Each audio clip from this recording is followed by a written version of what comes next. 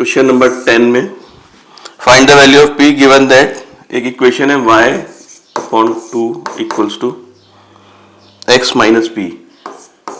ये जो लाइन है ये किसी पॉइंट से पास हो रही है और उस पॉइंट की कोऑर्डिनेट है -4,4। अगर ये लाइन इस पॉइंट से पास हो रही है तो इसको सेटिस्फाई करेंगे, y की जगह -4 रख देंगे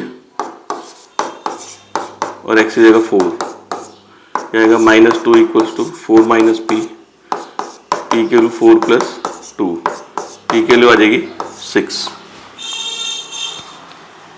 क्वेश्चन 11 में गिवन दैट इसमें पॉइंट दे रखा है a, 2a और ये लाई कर रहा है लाइन में y upon 2 equals to 3x minus 6। ये पॉइंट इस लाइन में लाई कर रहा है, a की वैल्यू निकालनी है। अगर ये पॉइंट इस लाइन में लाई कर रहा है तो सेटिस्फाई करेगा, y की जगह 2a लिख लेंगे, 2a upon 2 equals to 3 into a minus 6। ये कैंसिल हो जाएगा 2 से, ये हो जाएगा a equals to 6 equals to 3a minus a, 6 equals to 2a। यहाँ से a की वैल्यू आएगी 6 अपॉन 2, a की वैल्यू आ जाएगी 3। क्वेश्चन 12 में the graph of equation y equals to mx plus सी।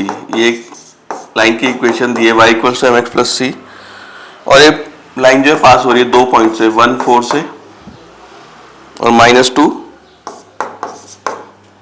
-5 से। तो उसमें m की वैल्यू निकालनी है और c की वैल्यू निकालनी है। तो स्लोप का फॉर्मूला लिखा रखा था y2 minus y1 upon x2 minus x1, हो जाएगा -5 -4 y2 minus y1 upon x2 minus x1, x2 minus x1, ये हो जाएगा -9 अपॉन -3, m की वैल्यू आ जाएगी 3। अब ये वाले पॉइंट इसमें रखेंगे, सेटिस्फाई करेगा, y की जगह 4 रखेंगे, m की जगह 3, x की जगह 1 प्लस c, तो 4 minus 3 equals to c, c की वैल्यू आ जाएगी 1।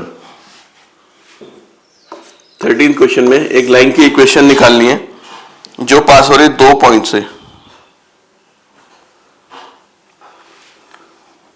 और वो पॉइंट, पहला पॉइंट है 2 -5, a मान लेते हैं 2 -5 और दूसरा पॉइंट बोल रहे हैं जहां लाइन y एक्सिस को कट करेगी उसका डिस्टेंस है 3। इसको बोलते हैं इंटरसेप्ट ऑन y एक्सिस। जैसे ये है, अगर लाइन इसको ऐसे कट करते हुए जाएगी तो डिस्टेंस दे रखा है 3, तो इस पॉइंट के कोऑर्डिनेट हो जाएंगे जहां से लाइन, ये y एक्सिस है, ये x एक्सिस है। अगर y एक्सिस को कट करेगी, इसको b मान लेते हैं, तो इसके कोऑर्डिनेट हो जाएंगे b के 0,3। उसके m की वैल्यू आ जाएगी y2 माइनस y1 अपॉन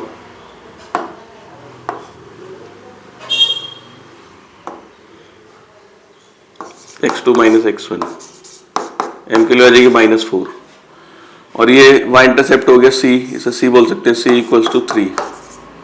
तो इक्वेशन होती है लाइन की y equals to mx plus c, तो y equals to -4x plus 3, ये लाइन की इक्वेशन आ जाएगी।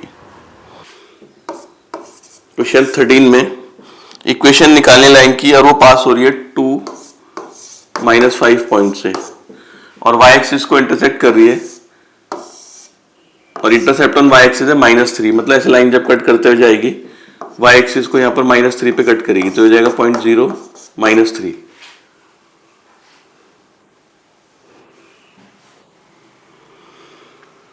तो हमारे पास एक पॉइंट हो गया 2 -5 और एक 0 -3। तो स्लोप निकाल लेंगे, स्लोप को formula y2 minus y1 x2 minus x1, m के लिए जाएगी 2 अपॉन -2, ये हो जाएगा -1। लाइन की इक्वेशन होती है y equals to mx plus c, m की वैल्यू रख देते हैं इसमें -x प्लस c। फिर जो लाइन है इसमें से या इसमें से किसी भी पॉइंट से पास हो रही है, तो मान लो इससे पास, ये वाले पॉइंट इसमें रख देते हैं हम, y की जगह -3, x की जगह 0 प्लस c, यानी c की वैल्यू आ जाएगी -3। तो लाइन की इक्वेशन हो जाएगी y इक्वल्स टू -x -3, यहाँ रख देते हैं, तो हो जाएगा x plus y plus 3 equals to 0।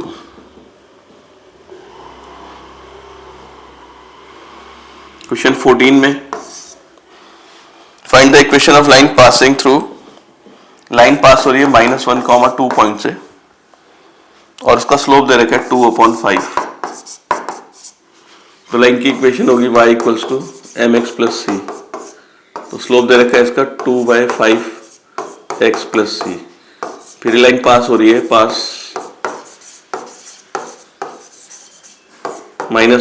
2 से, यहाँ से पास हो रही लाइन। ये पॉइंट इसको सेटिस्फाई करेंगे। x की जगह -1 और y की जगह 2, जगह -2/5 प्लस सी। तो 2 + 2/5 इक्वल्स टू सी। यहाँ से सी की वैल्यू आ जाएगी एलसीएम लेके 10 + 2 12/5। यहाँ रख देंगे वापस सी की value y equals to 2x/5 plus 12/5। LCM लेंगे आ जाएगा 5y equals to 2x + 12।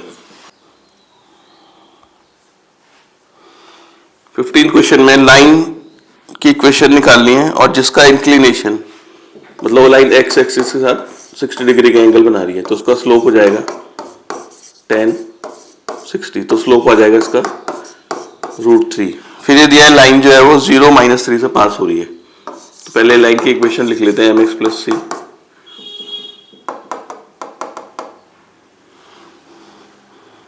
Line pass हो रही है 0 -3 से, तो 1 पॉइंट फॉर्म लगा सकते हैं y - y1 m x - x1। ये x1 y1 है, y1 के लिए -3 तो +3 हो जाएगा, m हो गया √3 x - 0। तो इक्वेशन हो जाएगी y इक्वल्स टू √3x - 3।